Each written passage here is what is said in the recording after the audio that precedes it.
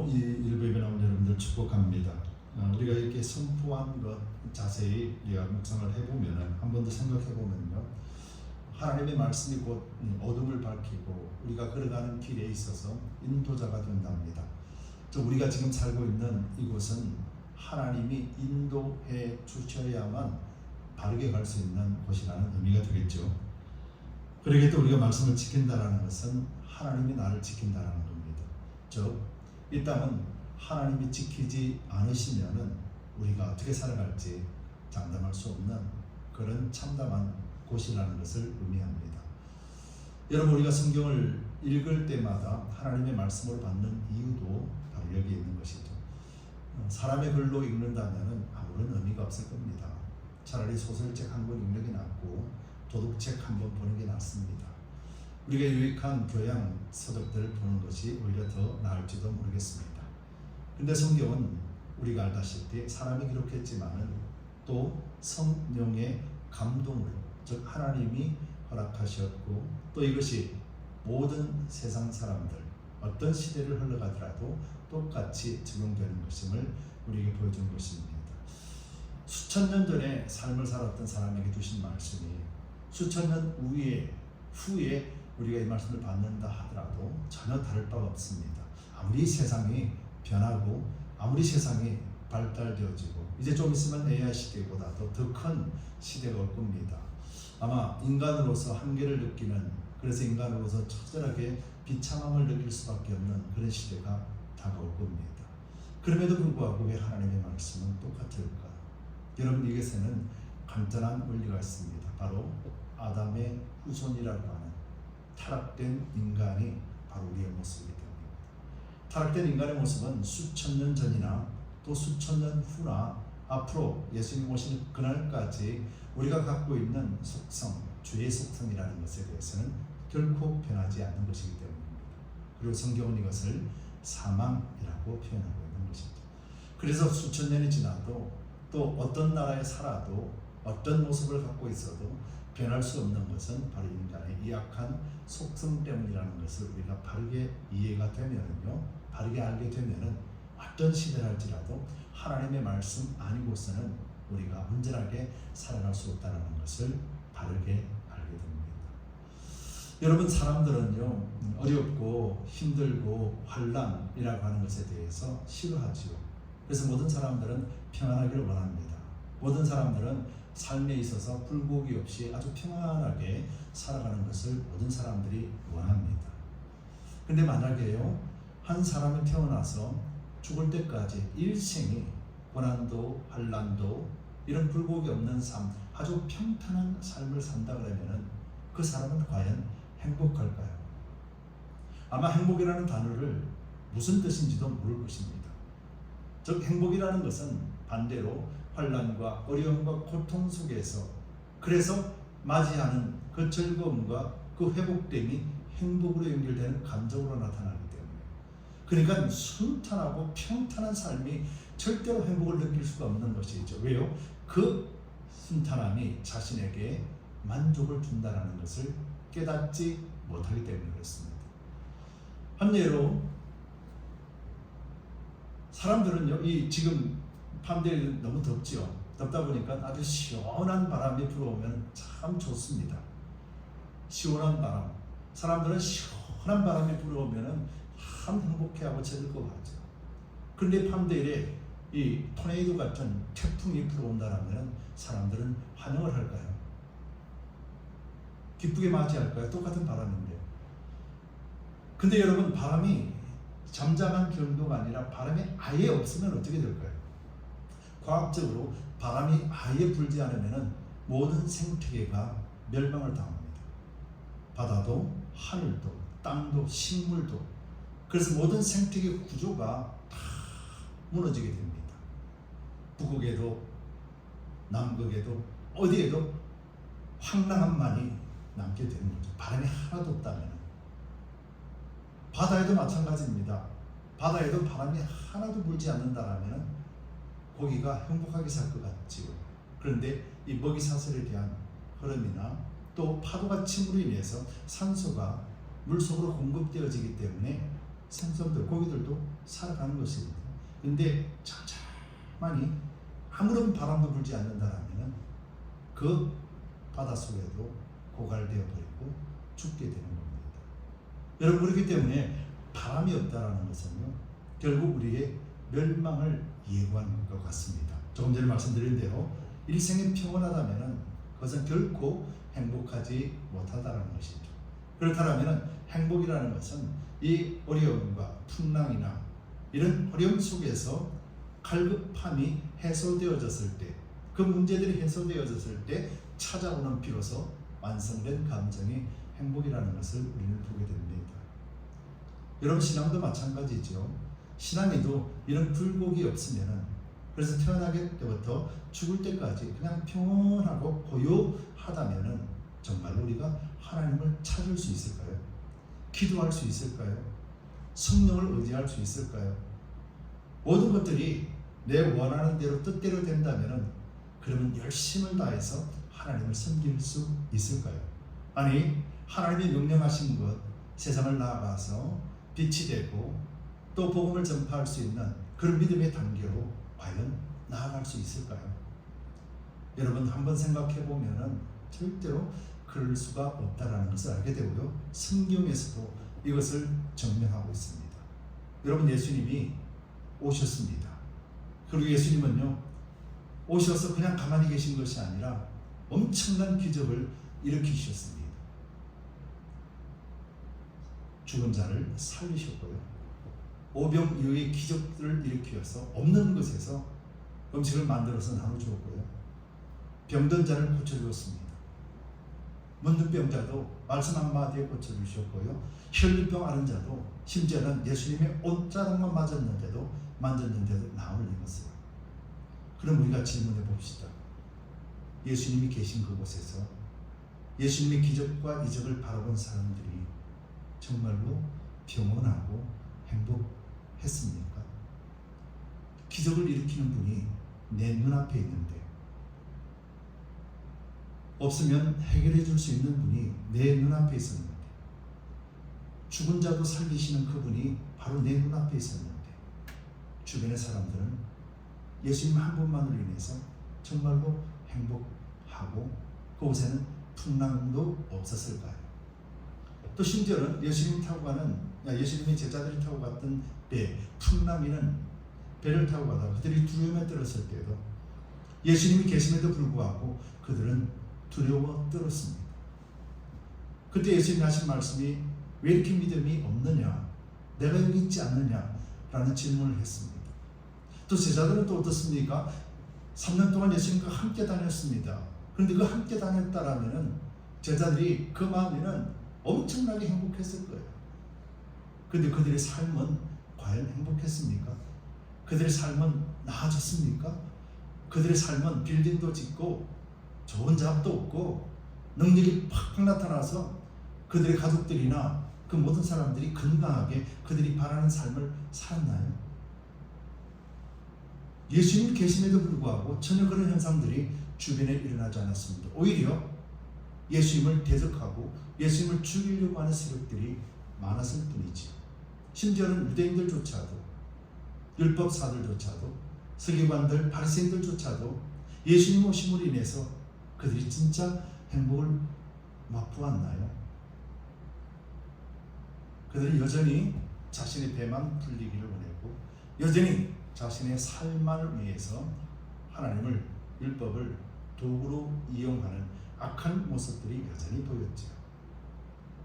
여러분, 잠잠하면은 행복할 것 같을까요? 예수님이 오셔서 다 보여주시고 예수님이 다 해결해 주실 텐데도 불구하고 사람들은 그 속에서 진정한 행복을 누리지 못하고 살았습니다.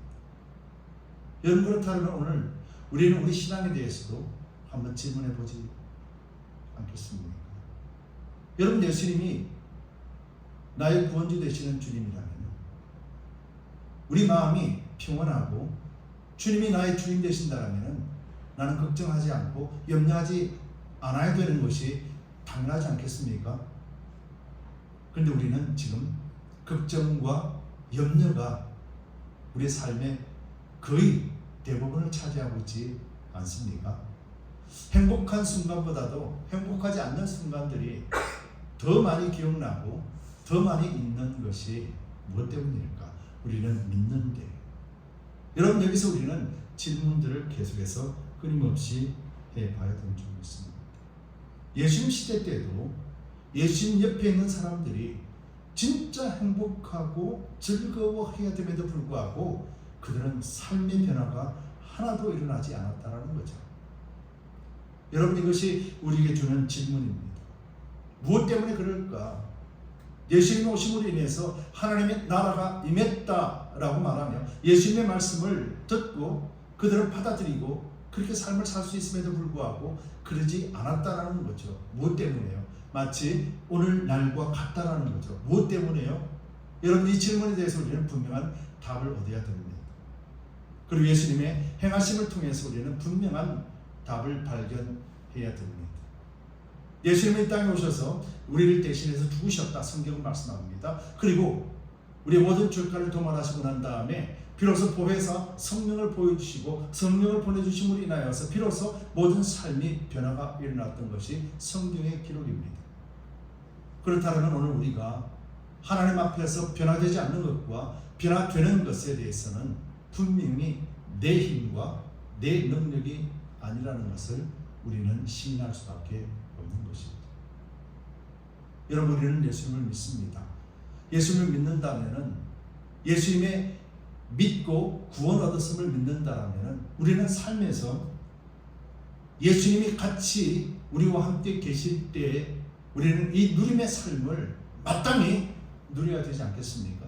예수를 믿는다라면, 우리가 믿는 믿음 아니라면 말씀대로 우리가 그리스도 안에서 살면서 그리스도 안에서 살아가는 이 모습들이 우리를 통해서 자연스럽게 나타나야 되지 않겠습니까? 근데 우리는 잔잔한 바람, 시원한 바람만 원하지 태풍이나 토네이도나 폭풍이나 풍랑은 원치 않는 것입니다. 여러분, 좀 전에 말씀드렸습니다. 잔잔한 바람만 분다면은, 잔잔한 바람만 있다면은 이 땅의 자연계가 우리가 원하듯이 우리에게 풍족함을 주지 않을 겁니다. 때로는 풍랑이 있고 때로는 토네이도가 불고 때로는 거센 바람이 불므로 인해서 이동이 일어나기 시작하고 또 먹이 사슬에 그 구조가 형성이 되어지고 그래서 풍요롭게 되는 것입니다. 결국 잔잔함보다도 거친 파도나 풍랑이 있는 것은 우리로 하여금 더 많은 것을 얻게 하시기 위한 것이라는 것입니다. 여러분, 이것을 믿으십니까?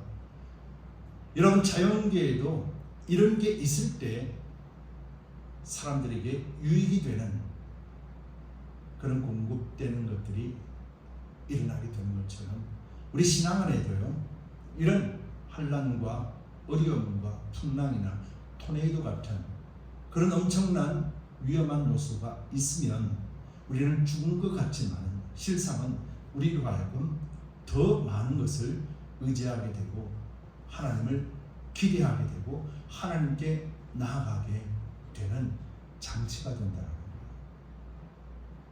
여러분, 우리가 믿음 생활 안에서 우리가 강구하는 것은 뭘까요? 아무런 문제 없이 사는 것, 평온하게 사는 것. 여러분, 이것이 우리의 강구요 기도일 겁니다. 조금 전에 설명드렸습니다. 예수님하고 함께 있었던 사람들, 심지어 12 제자들까지도 그들의 삶에는요, 예수님이 함께 있었음에도 불구하고 그들은 평온하지 않았습니다.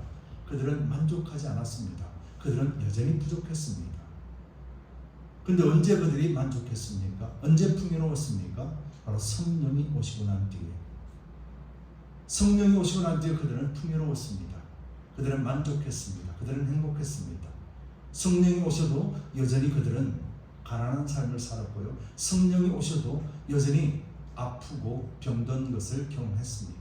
그럼에도 불구하고 그들은 풍요로운 삶을 살았습니다. 여러분, 결과가 무엇이겠습니까?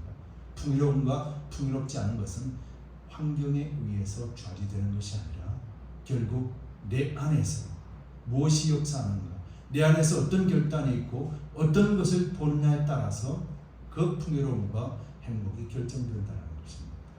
주변의 환경이 아니라 바로 내 자신이라는 것이죠. 여러분, 이것이 오늘 본문에서 예수님이 우리에게 하시는 말씀입니다. 여러분, 제자들에게 구하고 찾고 두드리라고 말씀합니다. 예수님 오셨는데 뭘 구해요? 예수님이 지금 우리가 요구하면 예수님이 다 하실 텐데, 죽은 자도 살리시고 병든 자도 고치시고 심지어는 음식이 없다면 예수님이 직접 만들어 주실 건데 뭘 구하고 찾고 두드리라는 것인지, 그리고 그 구하고 찾고 두드리면 무엇을 하라고 하시는 건지, 그리고 이 일이 어떤 것인지 오늘 예수님은 설명하고 있는 거죠. 이 설명은 결국 예수님께서 산상수훈을 통해서 팔복을 말씀해 주시고 난 뒤에 그 산상수훈에 관하여서 말씀해 주시는 내용의 알매입니다. 오늘 7절 말씀에서 보면 예수님께서는 그 말씀을 하는 겁니다. 관계 속에서, 사람과의 관계와 하나님과 우리 관계 속에서 온전하고 건강하게 그리고 참된 만족을 누릴 수 있는 방법, 비결을 말씀하고 있는 것이죠. 그래서 여러분들, 제자들까지도, 심지어 예수님과 함께 사는 제자들까지도 이렇게 하지 않으면 안 된다라고 말씀하시는 거예요. 여러분, 이것이 오늘 우리에게는 뭡니까? 성도는 이렇게 하지 않으면 안 된다는 것이에요. 예수를 믿는다면 믿는 자들은 이렇게 하지 않으면 안 된다는 것을 설명하고 있는 거예요. 여러분, 여전히 제자들은 예수님이 함께 있어도, 예수님이 없어 성령이 함께 오신다 할지라도 그들의 삶의 모습은 변화가 없었습니다. 그들의 삶의 모습은 여전히 궁핍한 삶을 사는 사람들이 있었고, 여전히 어려운 환경 속에 살았습니다. 그들이 가는 곳곳마다 두 팔 벌려 환영하는 곳이 아니었다고 말씀드렸습니다. 그들은 예수님과 함께 갈 때에도 사람들의 환영을 받았지만 예수님이 없이 그들 스스로가 갈 때에는, 여러분들 성령에 충만하여 나갈 때는 그들이 가는 곳은 행복하고 하나님을 믿는 사람들 무리 속에 나아가는 것이 아니라 믿지 않는 사람들, 하나님을 모르는 사람들, 그래서 자기 마음대로 사는 사람들에게 나아가는 것입니다. 그렇기 때문에 여러분, 그곳에서 제자들이 가는 것을마다 환영하고 받아들이지 않는 그런 곳이었습니다.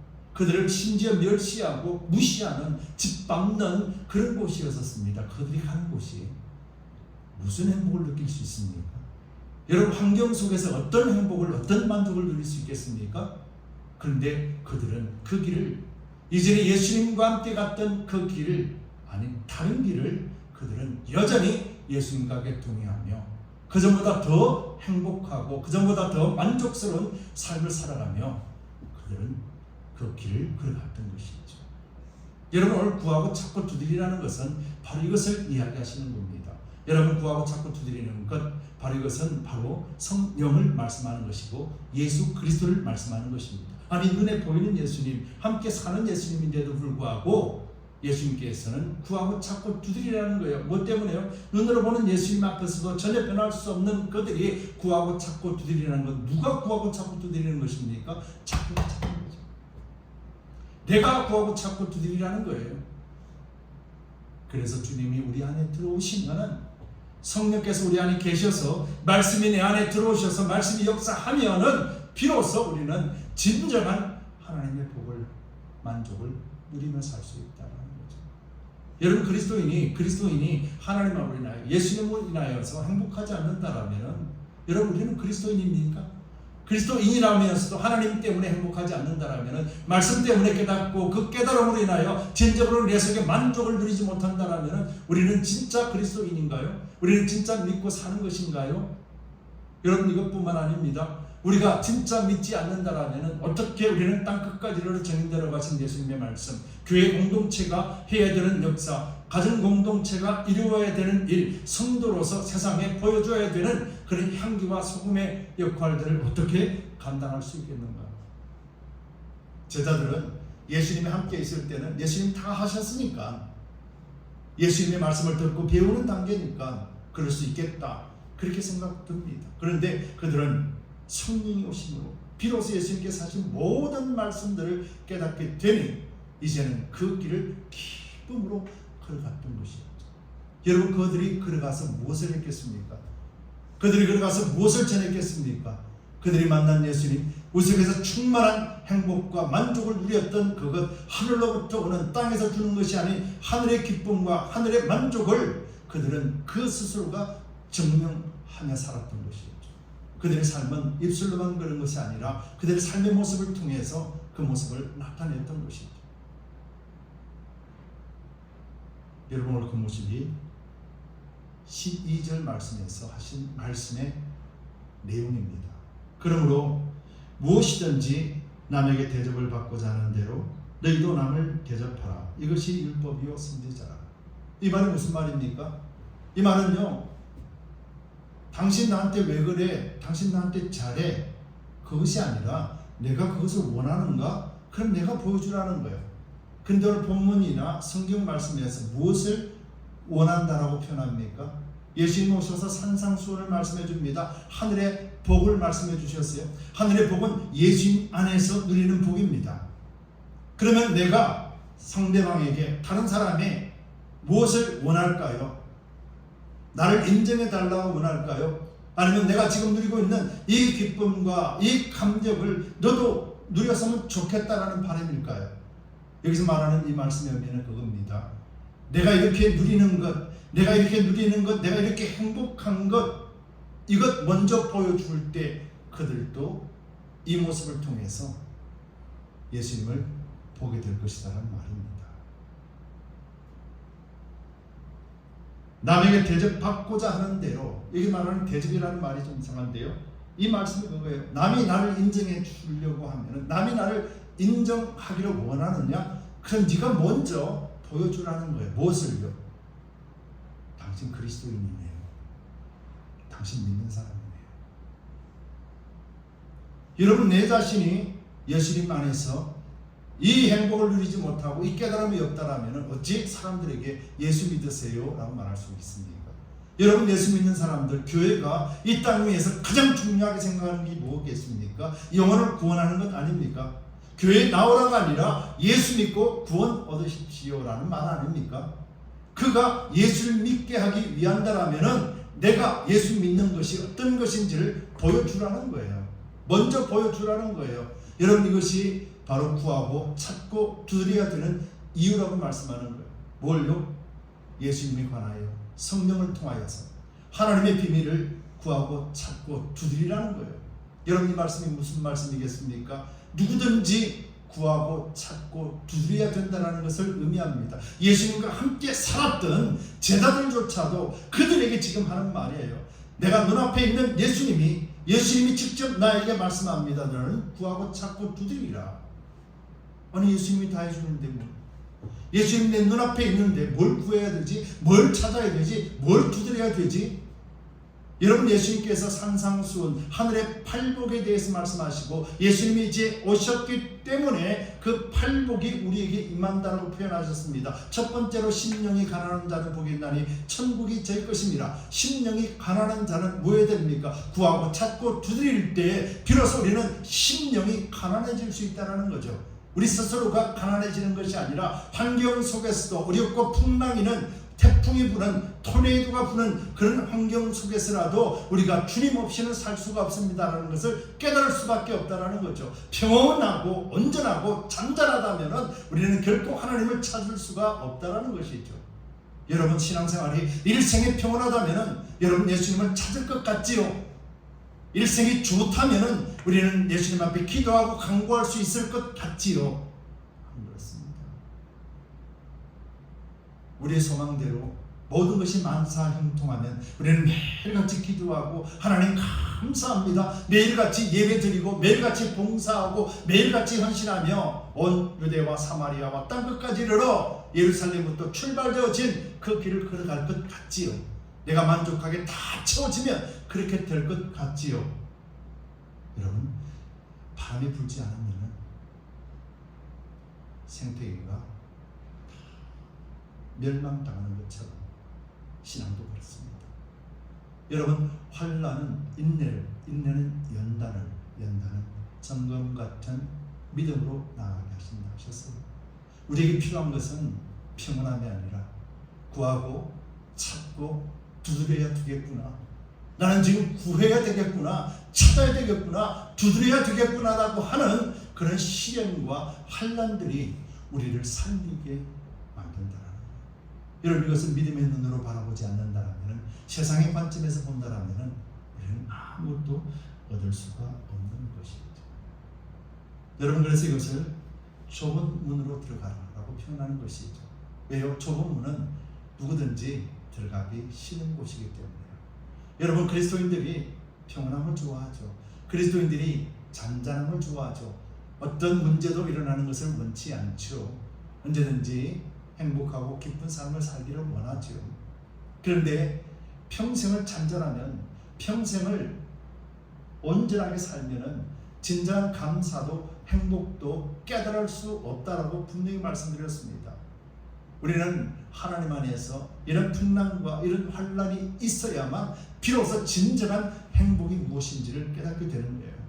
그리고 이런 어려움이 있을 때 우리는 바르게 나아가기 위하여 발부둥치는 것이죠. 심령이 가난한 자가 될 때. 그래서 하나님 안에서 진정으로 그 천국을 누리게 되는 것입니다. 마치 제자들이 예수님이 계실 때는 불안해했습니다. 예수님이 잡히가는 밤에도 불안에 떨었습니다. 예수님이 기적과 이적과 모든 역사들을 바라보면서도 그들은 여전히 불안에 떨었습니다. 예수님이 배에 계심에도 불구하고 여전히 그런 풍랑 속에서 그들은 두려워 떨었습니다. 그런데 여러분, 성령이 오시고 난 뒤에 그들은 배를 타고 갔을 것 아닙니까? 사도 바울의 보는, 바울에게도 그런 풍랑이 있었음에도 불구하고 바울은 여전히 편안한 잠을 잤고 하나님이 반드시 하나님의 뜻을 이루시리라 믿는 믿음 안에서 그 풍랑을 사람들의 지혜가 아닌 하나님의 지혜로 슬기롭게 인도하심을 받은 사도행전에서 기록되어 있지 않습니까? 여러분 우리가 만나는 풍랑은요, 우리로 하여금 구하고 찾고 두드리게 만드는 것입니다. 근데 우리는 그 풍랑을 싫어한다면, 그 환란을 싫어한다면 우리는 좁은 길 걸어가기를 원치 않는 것입니다. 여러분 좁은 길 걸어가는 걸 원치 않을 때 어떤 현상이 생기나요? 오늘 본문에서 이렇게 말합니다. 좁은 문으로 들어가라. 멸망으로 인도하는 문은 크고 그 길은 넓어 그리로 들어가는 자가 많고. 멸망으로 인도하는 문이라고 표현했습니다. 여러분 좁은 길을 가는 것은 멸망이 아닙니다. 근데 좁은 길을 가지 않는 것은 멸망이라고 표현합니다. 근데 여기서 말하는 멸망은요, 여러분 하나님께서 예수님을 통해서 우리를 구원하시고 예수님께서 오셔서 하늘의 복을 지금 설명해 주고 있는 거죠. 하늘의 복, 팔복을 설명해 주셨습니다. 그 팔복을 설명해 주시고 난 다음에 좁은 길, 넓은 길을 설명해 주셨어요. 여러분 이것은요, 예수님의 제자들, 믿는 사람들에게 준 말씀이죠. 그렇다면 좁은 길이라는 것은 설명드린 대로 구하고 찾고 두드릴 수밖에 없는 그 환경을 이야기하는 것이죠. 그 환경을 받아들이고 그 속에 즐거운 마음으로 들어가고, 그래서 구하고 찾고 두드릴 때 하늘의 비밀들을 알게 하심으로 인하여서 우리 내적인 만족과 기쁨이 형성이 되고 그 감격과 즐거움으로 말미암아 어떤 환경에 지배받지 아니하고 우리가 그리스도인으로서 믿는 자로서 하늘 백성으로서 삶을 살아가는 것이고, 이것이 세상 사람들에게 보여줄 수 있는 믿음의 삶의 모습이 되는 것입니다. 그리고 우리가 바라는 것은 나만 잘 살고 나만 만족하는 삶이 아닙니다.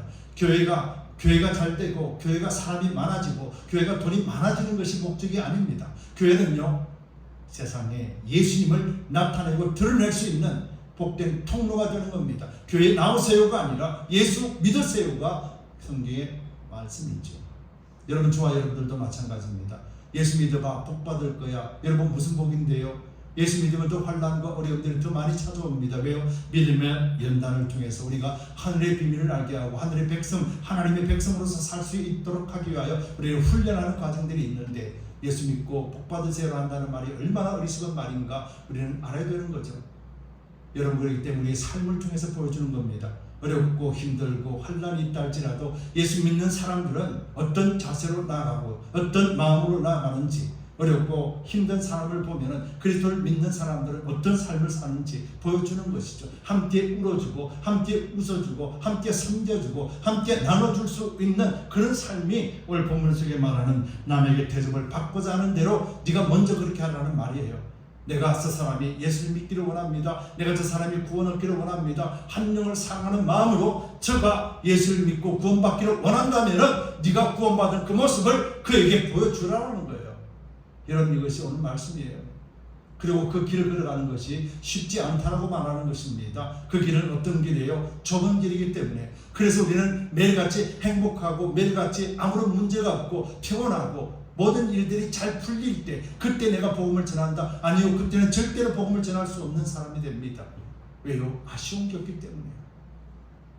근데 여러분, 어렵다, 힘들다, 그런 여건 속에 우리가 구하고 찾고 두드릴 때 예수님의 음성을 듣고 하나님의 말씀을 깨닫고 그 진리 속에 내가 자유함을 얻고 성령의 인감을 받을 때 진정한 참된 만족을 누릴 때 우리는 어떻게 되겠습니까? 얼굴이 환하게 밝아지고 우리의 입을 통하여서 믿음의 언어들이 나타나게 되고 우리의 삶의 모습을 통하여서 진정한 그리스도인의 모습이 나타납니다. 그리고 이것을 위해서, 세상을 위해서 기도하는 기도의 모습이 나타나게 되고요. 울며 부르짖는 것이 내 아픔이 아니라 한 영혼을 위해서 울고 부르짖는 상태로 나가게 되는 것이죠. 여러분, 이것이 좁은 길에서 얻는 것이에요. 그렇다면 넓은 길에서 멸망이라는 것이 뭐겠습니까? 바로 이 넓은 길, 바로 하나님 앞에 고난과 환난도 찾지 않고 그것에 대해서 원망하고 불평하면서 하나님에 대해 구하고 찾고 두드리지 않는다라면, 성령의 도움이 없이 사는 사람이라면, 말씀에 의지하지 않는 삶이라면 어떤 삶을 살아가겠습니까? 얼굴에서부터 행복함이 사라지게 됩니다. 말에서부터 믿음의 언어가 아닌 세상의 언어들이 나타나게 됩니다. 삶의 모습 속에서 육체의 정욕과 안목의 정욕과 이생의 자랑만을 추구하며 사는 모습이 되는 것입니다. 그래서 우리의 모습으로 인하여 예수를 믿는 것이 아니라 세상으로부터 믿는 사람들이 왜 저래? 라는 소리를 듣는 것이죠. 이것이 지금 멸망이라고 표현하는 거예요. 여러분, 창세기에서 아담이 범죄를 저질렀을 때 하나님은 비로소 땅에서 가시와 엉겅퀴를 낼 것이며 수고하고 땀을 흘려야 먹을 수 있을 것이라 했습니다. 여러분, 좁은 길이 아닌 넓은 길에 있는 사람, 환난과 어려움을 두려워하고 그것에 대해서 멀리하고 내 평안함을 추구했던 사람들은 결단코 하나님의 말씀을 가까이 할 수 없으며 하나님 앞에 간절한 마음이 없습니다. 하나님 앞에 심령이 가난하지 않습니다. 그래서 하나님의 말씀을 깨닫기 위해서는 어떻게 돼요? 가시와 엉겅퀴 속에서 땀을 흘려야만 비로소 말씀 하나하나만을 깨달을 수 있는 은혜를 깨닫게 된다는 것입니다. 여러분, 이것이 멸망의 길이라는 거예요. 여러분, 그래서 예수를 믿음에도 불구하고 전혀 행복하지 않는 사람은 여러분 진짜 천국의 삶을 사는 것입니까? 아니면 멸망받는 삶을 사는 것입니까? 우리가 예수 그리스도의 복음을 전파하지 아니하고 세상 말을 한다면 우리는 진정으로 하나님 앞에 축복받는 인생입니까? 우리가 말씀을 통해서, 우리 입을 통해서 믿음의 언어가 사용되지 않는다면, 우리가 저주와 폭력이 나온다면 과연 나는 그리스도 안에서 진정한 만족과 행복을 누리는 그리스도인의 삶을 사는 것입니까? 아니면 가시와 엉겅퀴 속에서 겨우 땀을 흘려야 먹고 살 수밖에 없는 그런 땅, 비참한 멸망의 땅에 살고 있는 것입니까? 여러분, 성경은 틀리고 말하는 거예요. 그래서 말과 행동은 우리 믿음을 통한 열매로 나타나는 것입니다. 우리는 어떤 열매를 맺고 있는가? 우리는 하나님 안에서 구하고 찾고 두드릴 때 비로소 우리는 이런 열매를 맺을 수 있으며, 구하고 찾고 두드릴 때 성령을 통해 말씀을 통해 깨닫게 될 때 비로소 우리는 한 사람 한 사람 영혼을 바라보게 되고 그들이 구원 얻기를 소망하는 마음속에서 우리 또한 구원 얻는 자로서의 삶과 행동들이 나타나게 되는 것입니다. 그리고 이것을 얻기 위하여서 우리는 끊임없는 좁은 길, 그리스도를 찾는 자가 되는 것이죠. 여러분, 구하고 찾고 두드리는 것은요 1년에 한 번, 10년에 한 번이 아닙니다. 구하고 찾고 두드리는 것은 매일매일의 삶이라는 거예요. 여러분, 이것이 쉬운 일입니까? 매일 성경책 한 권도 읽기 힘든데 매일같이 구하고 찾고 두드리는 것이 쉬운 일입니까? 어렵습니다. 여러분이 어려운 길에 들어가야 됩니다. 좁은 문으로 들어가라 라고 말합니다. 좁은 문을 생명으로 인도하는 문이라고 말했습니다. 여러분, 생명으로 인도하는 문과 생명이 아닌 문이라는 거예요. 여러분, 그리스도 안에서 믿는 자들이 생명으로 인도하는 문은 영의 삶을 사는 것이고 말씀을 따라 사는 것이고 그리스도와 함께 동행하는 삶을 이야기하는 것입니다. 그래서 구하고 찾고 두드리는 것은 주님이 내 눈앞에 있어도 변하지 않았던 예수님 시대에 예수님이 12제자, 그러나 예수님 없이 성령이 오심으로 인하여 그들 삶의 변화가 일어났던 것처럼 우리 또한 성령이 우리 안에 계신다면 이제는 찾고 두드릴 수 있는 존재가 되었다는 거예요. 여러분 구하고 찾고 두드리지 않는 것은요, 갈급함이 없는 것이에요. 구하고 찾고 두드리지 않는 것은요, 필요를 못 느끼는 거예요. 여러분, 이것은요 믿음이 아닙니다. 하나님 주시는 충만이 아니에요. 하나님 주시는 충만은요 매일같이 갈급합니다. 하나님 주시는 충만은요 천국은 침도하는 것, 그리고 또 하나님 주시는 충만은요 가진 자는 더 많이 가지는 축복이에요. 맛을 보고 누릴 때마다 더 행복하고 더 맛있기에 오늘도 내일도 그것을 바라는 마음입니다. 맛이 있고 너무 좋기 때문에, 그래서 오늘도 내일도 계속해서 그것을 얻기를 원하고 그렇게 살기를 원하는 거예요. 그래서 환경에 지배받지 않고 우리 마음속으로도 예수님을 영접한 이것을 통해서 환경을 지배하는 자가 되는 것입니다. 여러분, 계속해서 강조하지만 사울은 예수님을 만나기 전에 하나님을 참 믿는다 스스로 그렇게 여겼습니다. 그래서 예수님을 믿는 사람들을 잡으러 다녔습니다. 그 죽이는 전장도 있었습니다. 근데 그가 예수님을 만나 바울이 되면서 어떻게 됐습니까? 그가 예수님을 전하고 그가 사람을 살리기 위하여 자신 직접 죽음의 현장에 뛰어든 사람이 되었습니다. 우리 그리스도인들은 어느 쪽에 있는 것입니까? 사울의 위치에 있는 것입니까? 바울의 위치에 있는 것입니까? 여러분의 믿음은 어떤 것입니까? 여러분을 구하고 찾고 두드리고 계십니까? 여러분 지금 좁은 문으로 들어가고 계십니까? 멸망의 문에 들어서서 가시와 은근히 땀을 흘려야 겨우 하나님의 은혜를 맛보는 그런 상태에 계십니까? 여러분, 오늘 하나님의 말씀은 우리에게 주시는 것입니다. 구하고 찾고 두드려야만 살 수 있습니다. 우리의 성도의 삶은요, 구하지 않으면, 찾지 않으면, 두드리지 않으면 온전하게 살 수가 없습니다. 앞으로 점점 더 험난하고 어려운 그런 여정이 우리를 기다리고 있을 것입니다. 여러분, 고린도전서 3장 14절 15절에 제가 드린 말씀 그대로 이렇게 기록되어 있습니다. 만일 누구든지 그 위에 세운 공적이 그대로 있으면 상을 받고 누구든지 그 공적이 불타면 해를 받으리니 그러나 자신은 구원을 받되 불 가운데서 받은 것 같으니라. 지금 말씀하는 것은 구원과 구원받지 못함에 관한 얘기 아니라고 분명히 말씀하고 있어요. 구원받았다 하면서도 구하고 찾고 두드리지 않고 좁은 길 들어가지 않는다라면은 어때요? 불 가운데서 시련과 환난 속에서 뭐라고요? 받은 것 같다라는 거예요. 여러분들은 구원 얻었습니다. 거저 받았습니다. 그럼 거저 받은 그 구원을 거저갈 수 있는 길이 구하고 찾고 두드리는 길, 그리스도의 길을 걸어갈 수 있는 유일한 길이 예수님 안에서 사는 것입니다. 이것이 좁은 길입니다. 그래서 우리의 말과 행동을 통해서 예수님을 드러내고 나타내는 것이 참으로 평안, 성령 안에서 의와 평강과 희락의 삶을 사는 겁니다. 그렇지 아니하고 내 육체를 따라 살아가며 믿는다 하면서도 여전히 구하고 찾고 두드리지 않는다라면 불 가운데서 받은 것처럼 다 타버리고 고통 속에서 겨우 구원 얻는다라는 거예요. 여러분들 이 땅에서 그런 삶을 살기를 원합니까? 아니면 이 땅에서 매일의 그리스도 안에서 행복함을 누리며 다른 사람들에게 행복이 이런 것이야 보여줄 수 있는 그리스도인으로서의 삶을 살기를 원하십니까? 여러분, 오늘 본문의 말씀을 통해서 우리는 결단해야 됩니다. 결정해야 됩니다. 오늘 내가 가시와 은근키를 내며 겨우 얻어먹는 존재가 될 것인가? 불에 타버린 것, 고통 속에서 겨우 구원을 얻을 것인가? 아니면 넓은 길에 쫓지 아니하고 좁은 길 그리스도와 함께 가며 성령 안에서 의와 평강과 희락을 누리면서 매일같이 찾고 두드리는 자가 되어져서 천국의 기쁨을 매일같이 내 것으로 삼고 살아가는 자요. 많은 사람들에게 예수 믿는 모습이 이런 것이라고 스스로가 보여줄 수 있어. 그리고 당신도 우리와 같이 예수를 믿고 구원 받아야 됩니다라고 말할 수 있는 존재로 살 것인가? 여러분, 우리가 결단해야 될 줄 믿습니다.